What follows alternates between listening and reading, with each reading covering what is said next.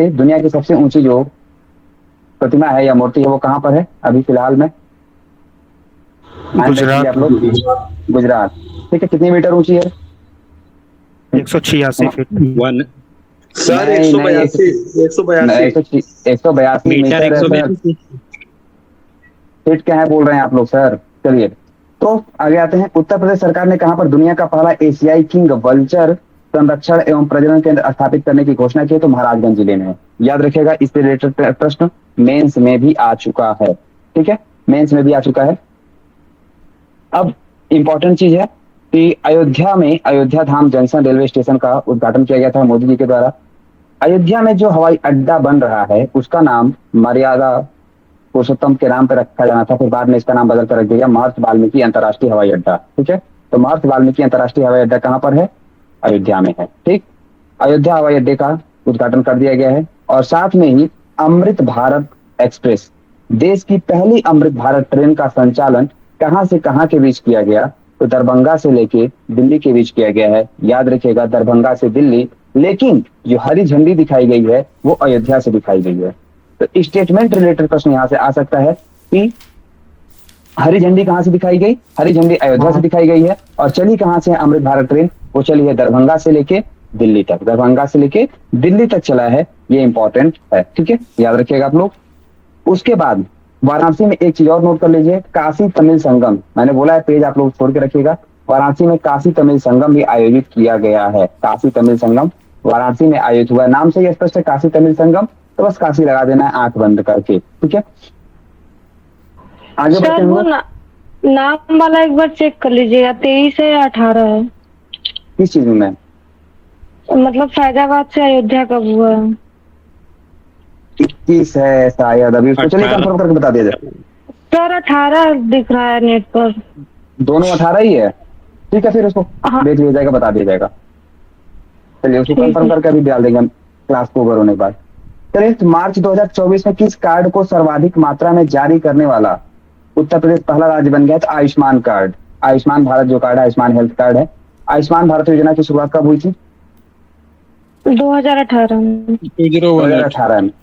ठीक है, और आयुष्मान भारत की योजना की घोषणा कब हुई थी? सर 15 अगस्त को। ठीक है, चलिए आगे बढ़ते हैं। तो मार्च 2024 में अपराध के रोकथाम के लिए उत्तर प्रदेश सरकार के द्वारा किस एप्लीकेशन को लॉन्च किया गया? उसका नाम है त्रिनेत्र। जाहिर सी बात है कि तीसरे नेत्र से अपराध को रोकथाम के लिए किया गया है, तो त्रिनेत्र पकड़ लीजिएगा, त्रिनेत्र 2.0 इंपॉर्टेंट है। उसके बाद जून 2024 में उत्तर प्रदेश सरकार ने किन परिवारों को मुफ्त बिजली कनेक्शन उपलब्ध कराने की घोषणा की है? तो बीपीएल परिवारों को, बिलो द पॉवर्टी लाइन। उसके बाद 2024 में शुरू किया गया, इसे याद रखिएगा बीपीएल परिवारों के लिए। इंपॉर्टेंट डेट उतना नहीं है, बट एक बार देख लीजिएगा। आगे, भारत के पहले स्वदेशी रूप से निर्मित कैश फायर ट्रेडर्स का निर्माण उत्तर प्रदेश की किस संस्था के द्वारा किया गया है? तो Bharat MSME form Noida. MSME act कब आया था? रुचि मैम बताइए, एमएसएमई एक्ट कब आया था? सर 2006 में आया था। वेरी गुड, 2006 में आया था। एमएसएमई की जो नवीनतम परिभाषा है वैष्णवी मैम बताएंगे कि सूक्ष्म जो उद्योग माने जाते हैं, जो सूक्ष्म है, वो कितने करोड़ के निवेश को रखा गया है कि कितने करोड़ का निवेश होगा तो सूक्ष्म उद्योग माना जाएगा? Vaishnavi ma'am. Surabhi ma'am, Shalini ma'am, Rupali ma'am, Kanhaiya sir बताइए आप। सर जो माइक्रो है उसके लिए 1 करोड़ से 5 करोड़, और जो मीडियम है उसके लिए 10 करोड़ से 50 करोड़, जो बड़ा वाला है उसके लिए 50 करोड़ से 250 करोड़। सर हमने पूछा क्या है, जो इन्वेस्टमेंट है कितने करोड़ का माना गया है? अगर कितने करोड़ का इन्वेस्टमेंट हो रहा है तो माना जाएगा कि वो सूक्ष्म उद्यम है। 1 करोड़ सर। 1 करोड़ इसे बताना है आपको। 1 करोड़ का अगर इन्वेस्टमेंट हुआ है तो माना जाएगा सूक्ष्म उद्यम है। उसका टर्नओवर अगर 5 करोड़ है, ठीक है, हाँ, टर्नओवर 5 करोड़ बताइए आप। ठीक है, टर्नओवर भी बोलिए शब्द वहां पे, इंपॉर्टेंट है टर्नओवर। ठीक, पढ़ते हैं आगे। उत्तर प्रदेश सरकार ने उत्तर प्रदेश 2024-25 में विश्व चैंपियन रोड रेसिंग मोटो जीपी इंडिया का आयोजन उत्तर प्रदेश में कहाँ किया गया? तो नोएडा में किया गया है। बस एक बार ऐसे देख लीजिए, बहुत इंपॉर्टेंट नहीं है। अगला, उत्तर प्रदेश का वह एयरपोर्ट जिसका नाम परिवर्तित करके मां पाटेश्वरी देवी रखने का निर्णय लिया गया है, वो श्रावस्ती बलरामपुर में बनाया जा रहा है। माँ पाटेश्वरी देवी जो विश्वविद्यालय, वो कहाँ बनाया जा रहा है? माँ पाटेश्वरी देवी विश्वविद्यालय कहाँ बनाया जा रहा है? सर बलरामपुर में। बलराम बलरामपुर है या गोंडा है? सर गोंडा है। गोंडा, नोट कर लीजिए। माँ पाटेश्वरी देवी विश्वविद्यालय गोंडा में है। माँ विंध्यवासिनी देवी राज्य विश्वविद्यालय मिर्जापुर में है। ठीक है, ये नोट कर लीजिएगा। चलिए आगे बढ़ते हैं हम लोग। ग्लास स्काई वॉक ब्रिज का अनावरण कहाँ किया गया? चित्रकूट में किया गया है। ग्लास स्काई वॉक ब्रिज का उद्घाटन कहाँ किया गया? चित्रकूट में किया गया है। इंपॉर्टेंट है। अभी उत्तर प्रदेश के किस यूनिवर्सिटी के छात्रों ने नेत्रहीनों को दैनिक जीवन में मदद करने के लिए एआई के आधारित स्मार्ट ट्रेवलिंग असिस्टेंट विकसित किया है? हरकोट बटलर इंस्टीट्यूट कानपुर के द्वारा। हरकोट बटलर इंस्टीट्यूट कानपुर के द्वारा किया गया है।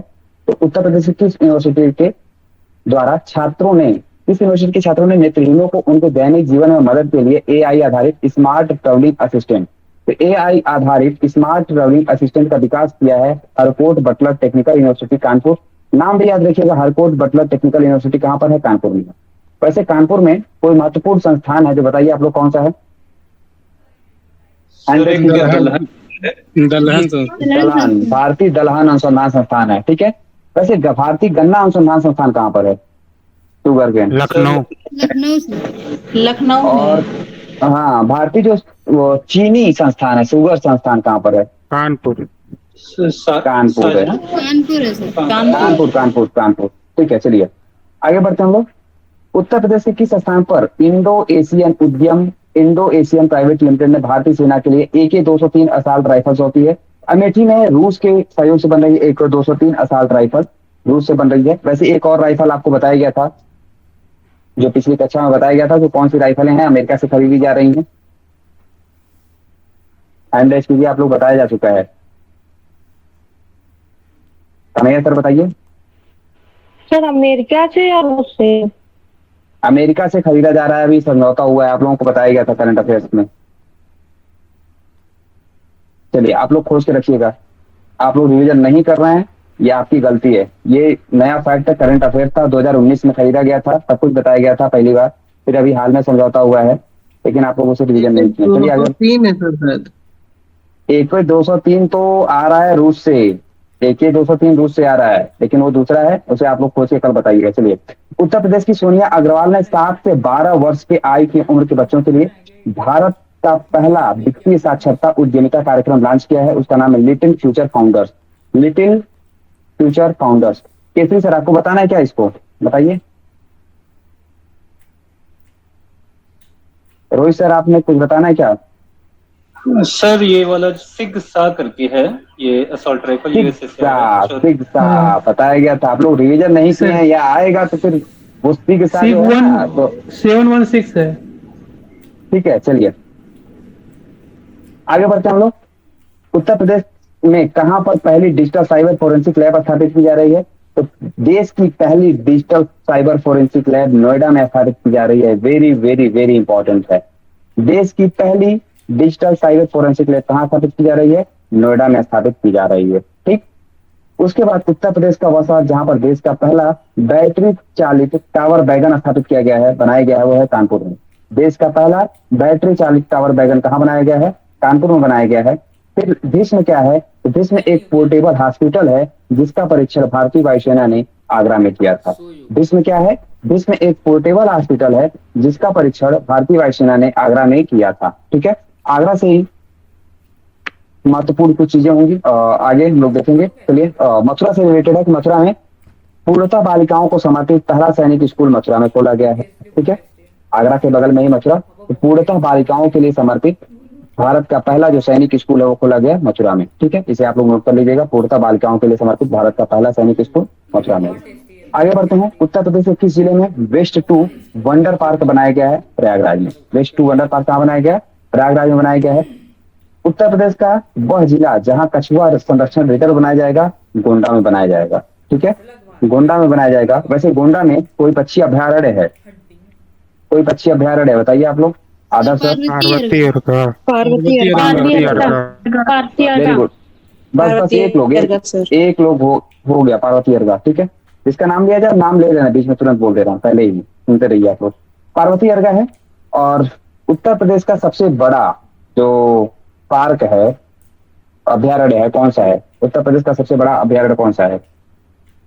नितिन हस्तिनापुर। सर। हस्तिनापुर सर, मेरठ। सबसे छोटा कौन सा है नितिन सर?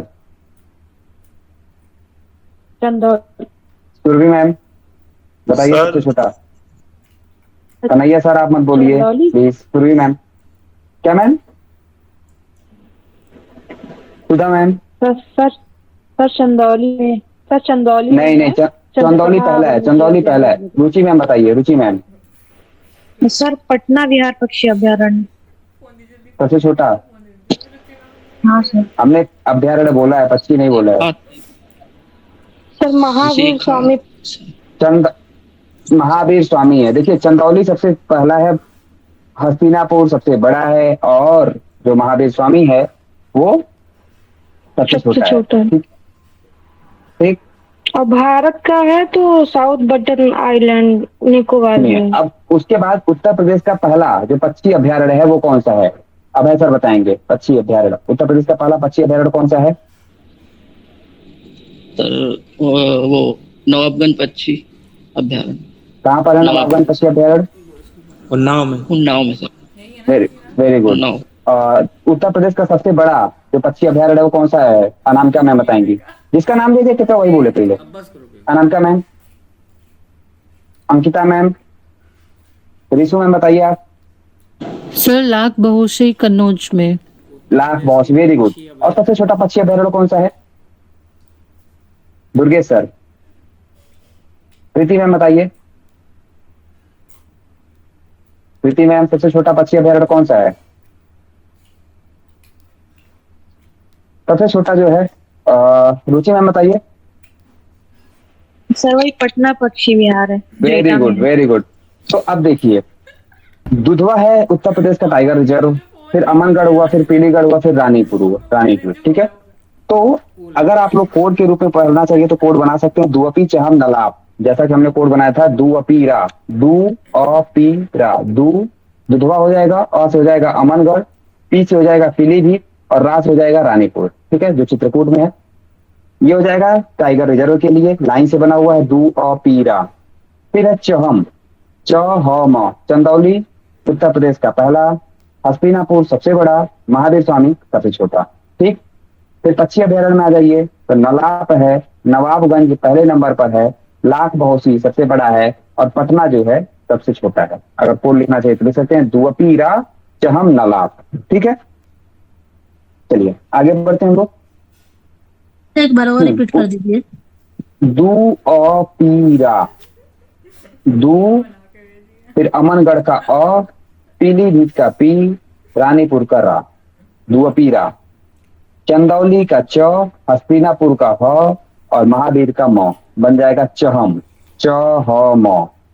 नवाबगंज का न, लाख बहोसी का ला, और पटना का प, ये हो जाएगा क्या? पक्षी अभ्यारण्य, ठीक है। उसके बाद जो 13 पक्षी अभ्यारण्य है उनको आप लोग याद रखिएगा, उससे रिलेटेड मैच द फॉलोइंग या फिर डायरेक्ट क्वेश्चन बनता है एक पढ़ने का, दोनों में आगे और पीछे दोनों में। चलिए आगे बढ़ते हैं। हाल ही में कछुआ संरक्षण रिजर्व हो गया गोंडा में। उसके बाद उत्तर प्रदेश के किस जिले में मारुति सुजुकी इंडिया का पहला ऑटोमेटेड ड्राइविंग टेस्ट ट्रैक बनाया गया है? ये अयोध्या में बनाया जा रहा है। ऑटोमेटेड ड्राइविंग टेस्ट कहाँ बनाया गया? अयोध्या में। उसके बाद प्रोजेक्ट प्रवीण के तहत उत्तर प्रदेश के कितने छात्रों को कौशल प्रशिक्षण प्रदान किया जाएगा? 61,000 छात्रों को कौशल प्रशिक्षण प्रदान किया जाएगा, ठीक है। 61,000 प्रोजेक्ट प्रवीण। तो यानी ये प्रश्न ये भी बन सकता है कि छात्रों को कौशल प्रशिक्षण प्रदान करने के लिए उत्तर प्रदेश सरकार के द्वारा कौन सी जो योजना है या कौन से प्रशिक्षण अभियान है वो संचालित किया जा रहा है? तो प्रोजेक्ट प्रवीण, याद रखिएगा आप लोग, इंपॉर्टेंट है ये। उत्तर प्रदेश के किस क्षेत्र में सूखे की निगरानी के लिए वेदर स्टेशन स्थापित करने की घोषणा की गई है? तो बुंदेलखंड क्षेत्र में है। बुंदेलखंड क्षेत्र में सूखे की निगरानी के लिए कौन सा जो तंत्र है वो स्थापित किया जा रहा है? तो उसका नाम है वेदर स्टेशन, ये भी इंपॉर्टेंट है। हाल ही में किस कंपनी ने उत्तर प्रदेश के नोएडा में अंतर्राष्ट्रीय फिल्म सिटी के निर्माण का टेंडर जीता है? तो नोएडा में पहला तो प्रश्न बनेगा अंतर्राष्ट्रीय फिल्म सिटी कहाँ बन रही है? तो नोएडा में बन रही है। उसके बाद फिल्म सिटी का टेंडर किसने जीता है? तो बेब्यू प्रोजेक्ट जो है, बेब्यू प्रोजेक्ट उसने जीता है। फिर 19 फरवरी 2024 को प्रधानमंत्री नरेंद्र मोदी ने लखनऊ में आयोजित ग्राउंड ब्रेकिंग सेरेमनी 4.0 में यूपी में कितने करोड़ की परियोजनाओं का शुभारंभ किया है? 10 लाख करोड़ है। कितने लाख करोड़ का है? 10 लाख करोड़ का है। ठीक है। उसके बाद उत्तर प्रदेश का वह जिला जहां पर 19 फरवरी 2024 को प्रधानमंत्री नरेंद्र मोदी ने श्री कल्की धाम मंदिर का शिलान्यास रखा है, वो संभल में। तो कल्की धाम मंदिर संभल में है। कल्की भगवान विष्णु के 10वें अवतार माने जा रहे हैं, भगवान विष्णु के 10वें अवतार माने जा रहे हैं कल्की। ठीक है। वैसे भगवान विष्णु के 10वें अवतार को आपको बताया गया था, उसे याद रखिएगा, इंपॉर्टेंट है। उसके बाद है उत्तर प्रदेश में 3D शहरी स्थानिक डिजिटल ट्विन विकसित करने वाला देश का पहला शहर कौन सा है? वाराणसी। इसे भी आप लोग याद रखिएगा। वाराणसी इस समय बहुत ज्यादा है, वाराणसी अयोध्या ये बहुत ज्यादा महत्वपूर्ण यहाँ से जा रहे हैं। ठीक है। उत्तर प्रदेश का वह शहर जहां पर रामायण वैक्स म्यूजियम निर्माण किया जा रहा है तो है अयोध्या। तो रामायण वैक्स म्यूजियम कहाँ स्थापित किया जा रहा है? अयोध्या में निर्माण किया जाएगा। फिर उत्तर प्रदेश पर कहां पर नो योर आर्मी फेस्टिवल आयोजित किया गया? लखनऊ में। तो नो योर आर्मी फेस्टिवल कहां पर आयोजित किया गया है? लखनऊ में किया गया है। फिर उसके बाद है बोइंग जो है अमेरिकी विमान निर्माण कंपनी बोइंग कलपुर्जों की आपूर्ति के लिए अपना पहला वितरण केंद्र उत्तर प्रदेश के खुर्जा में स्थापित कर रही है। ठीक है। पहला वितरण केंद्र स्थापित कर रही है, खुर्जा में स्थापित कर रही है, ये भी इंपॉर्टेंट है। उत्तर प्रदेश का पहला डीएनए बैंक कहाँ स्थापित हुआ है? बीएचयू वाराणसी में। उत्तर प्रदेश का पहला डीएनए बैंक कहाँ हो रहा है? बीएचयू वाराणसी में। उसके बाद जनवरी 2024 में जारी स्वच्छ सर्वेक्षण 2024-23 का जो पुरस्कार है उसमें स्वच्छ गंगा शहर, सबसे स्वच्छ गंगा शहर में वाराणसी और प्रयागराज है, ये भी इंपॉर्टेंट है। ठीक है। उसके बाद है जनवरी 2024 में मुख्यमंत्री योगी आदित्यनाथ ने शहर में किस शहर में राज्य के पहले फ्लोटिंग वातानुकूलित रेस्तरां का उद्घाटन किया है? तो फ्लोटिंग वातानुकूलित रेस्तरां का उद्घाटन किया गया है कहां पर? प्रयागराज में। ठीक है। तो फ्लोटिंग आ गया है तो यहाँ से आप लोग एक चीज और नोट कर लीजिए कि लेक क्वीन क्रूज का लोकार्पण कहाँ किया गया उत्तर प्रदेश के मुख्यमंत्री के द्वारा?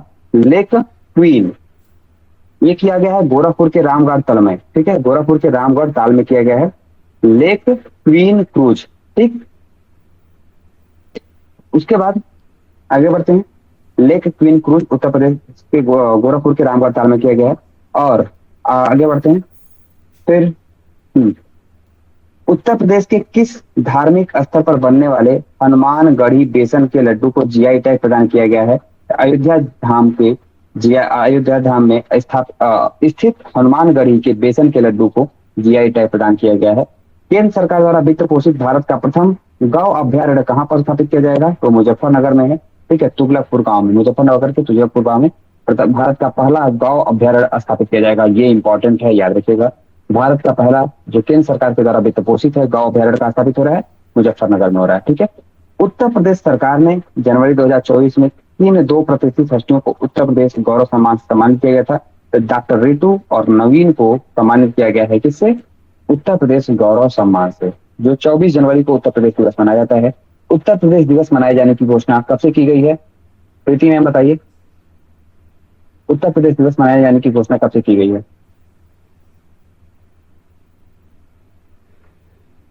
कन्हैया सर बताइए। 2018 से सर।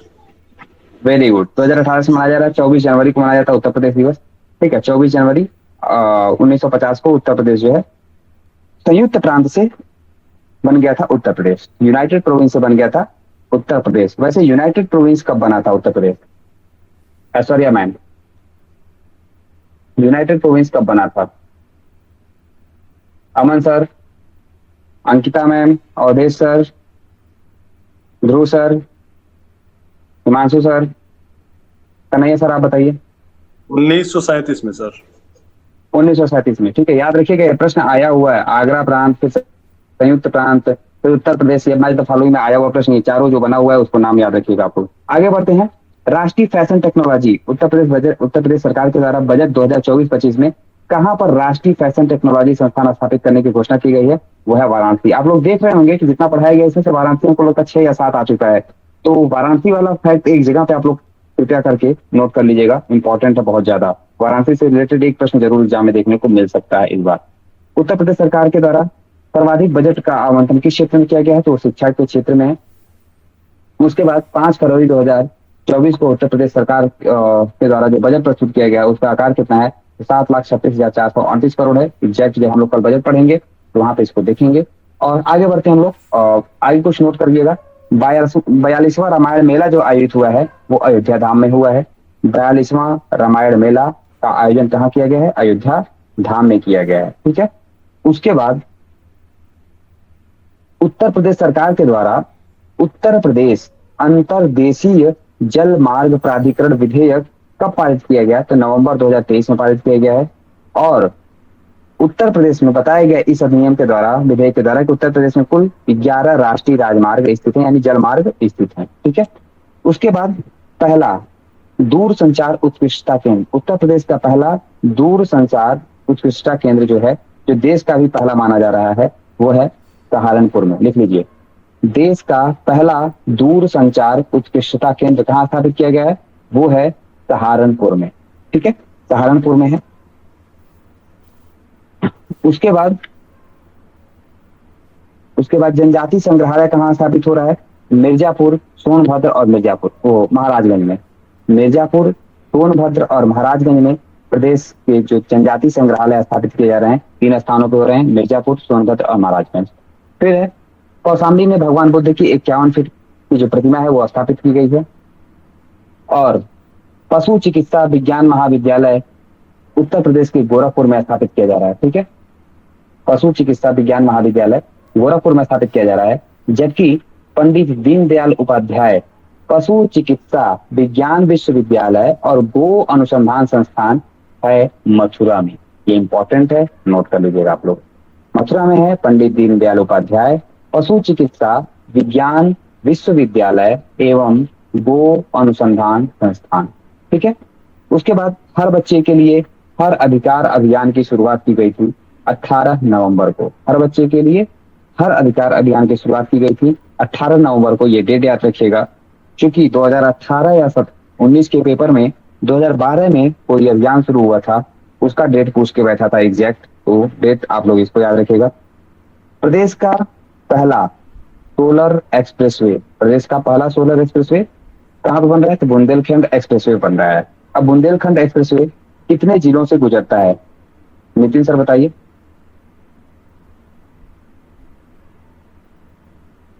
कन्हैया सर बताइए। सर 7 जिलों से। एक चालू होता है सर, स्टार्ट होता है चित्रकूट से, फिर चित्रकूट के बाद बांदा, बांदा के बाद सर महोबा, फिर हमीरपुर, जालौन, इटावा, शायद सर एक जिला और है, याद नहीं आ रहा है, एक जिला, एक डिस्ट्रिक्ट और जी सर, और आई। ठीक है, तो याद रखिएगा बुंदेलखंड एक्सप्रेसवे, बुंदेलखंड एक्सप्रेसवे। हाँ, 296 है कि 94 है? 96 है सर। 296 एग्जैक्ट रेट याद रखिए, चूंकि लखनऊ एक्सप्रेसवे का या फिर 594 गंगा एक्सप्रेसवे का और 296 है बुंदेलखंड का। पूर्वांचल एक्सप्रेसवे की लंबाई कितनी है? 341 340.8 है एग्जैक्ट, 340.8। ठीक है जी सर। हाँ, पूर्वांचल एक्सप्रेसवे किन किन जिलों से गुजरता है, यदि आप लोग याद रखिएगा। प्रयागराज एक्सप्रेसवे किन किन जिलों से गुजरता है, ये भी आप लोग याद रखिएगा। प्रश्न यहाँ से बनने की संभावना बहुत ज्यादा है। ठीक है, तो अब आज के लिए बस इतना ही। कल और भी जो उत्तर प्रदेश की स्पेशल करंट अफेयर्स होगा, जो बजट, क्योंकि कल बजट की कोशिश करेंगे हम, बजट उत्तर प्रदेश का जो है एक बार पहले आप लोगों के दिमाग में डाल दे, दृष्टि आने से पहले, जिससे दृष्टि पढ़ते समय थोड़ा सा आसानी हो। अब हम लोग सर की तरफ चलेंगे। सर अब आप आइए और हम लोगों को जो मार्गदर्शन है गुरु मंत्र प्रदान कीजिए सर।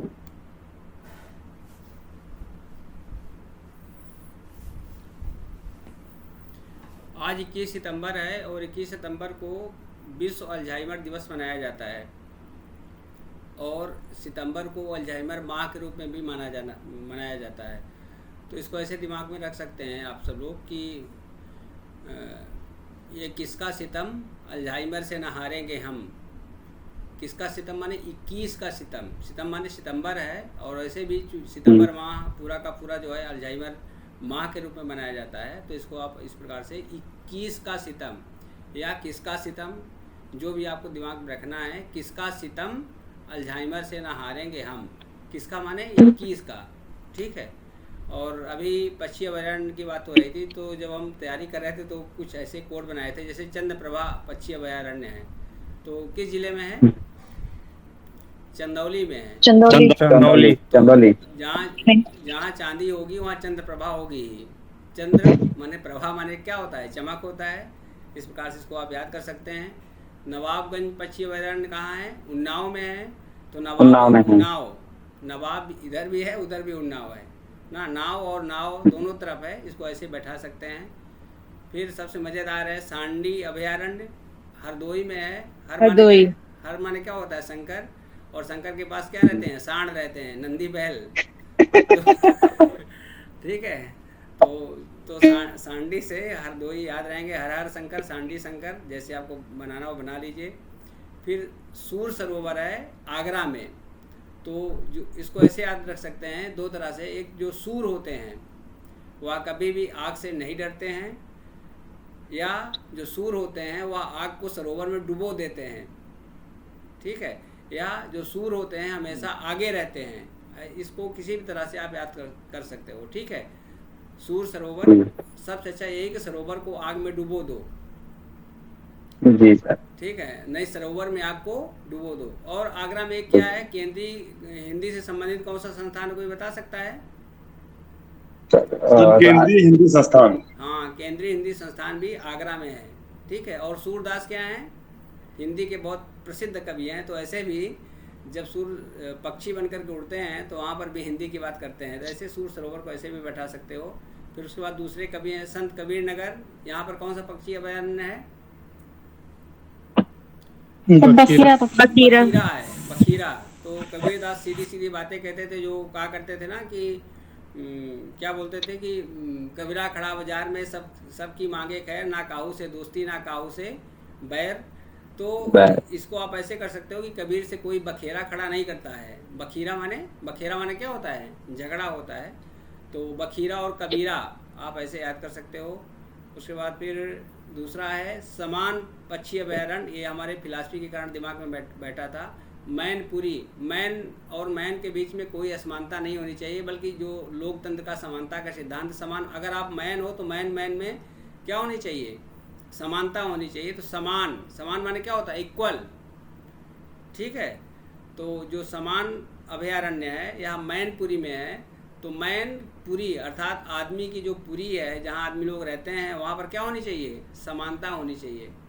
मैनपुरी समान। उसके बाद फिर लाख बेहोशी पक्षी विहार, ये बहुत मज़ेदार है। चाहे लाख तरीके से पक्षी को बेहोश करो, ये कान के पास से उड़ जाता है। कन्नौज। ठीक है, लाख बेहोशी पक्षी विहार कहाँ है? कन्नौज में है।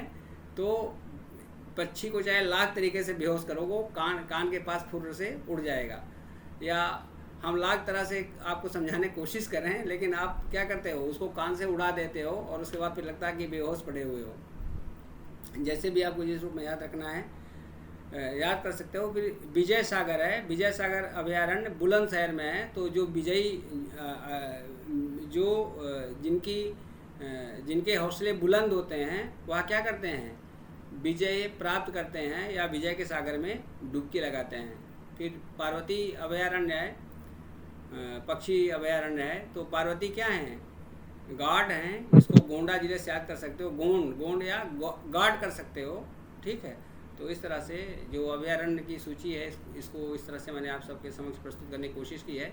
दिमाग में आप ऐसे बैठा सकते हैं किसी प्रकार से, जैसे सांडी आपको नहीं बोलना चाहिए, सूर सरोवर नहीं बोलना चाहिए, कबीरा और बखीरा नहीं बोलना चाहिए।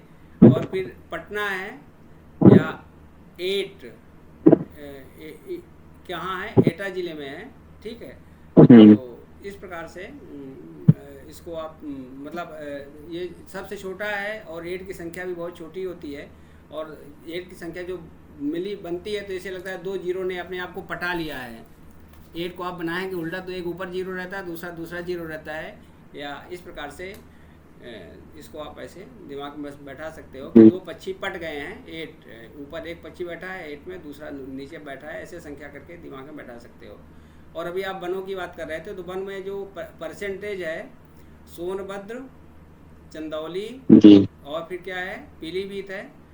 तो इसको ऐसे रख सकते हो सोना चांदी पीतल। जो असली वन है, मतलब जो वन का मूल्य है वह सोना चांदी पीतल से भी बढ़ करके है। सोनभद्र सबसे ऊपर है, उससे नीचे क्या है? चंदौली है। फिर क्या है? पीलीभीत है। तो इस प्रकार से यही वन ही सोना है, वन ही चांदी है और वन ही पीतल है, और जहाँ वन है वहाँ सब कुछ शीतल है। तो इस तरह से इसको अपने मन में रखिए। जो मुख्य चीज़ें थी वह हमारे द्वारा आज ये चीज़ें हैं। कल मैं जो अभयारण्य है और वही अभयारण्य उनको भी कुछ इस तरह से बनाया था, उसको दिमाग में फिर मैं कोशिश करूँगा आपके साथ में उसको रखने की। ठीक है, तो ठीक है, ठीक है फिर सर। इसी से विदा लेते हैं। ओके, धन्यवाद।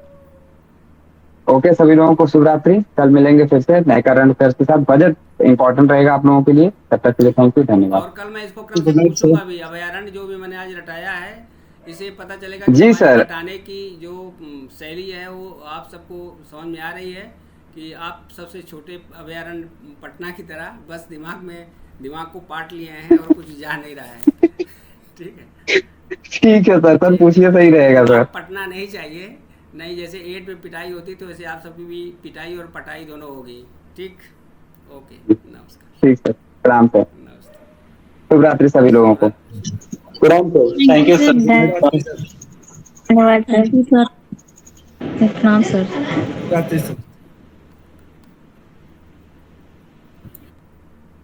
शुभ रात्रि सर। शुभ रात्रि, शुभ रात्रि।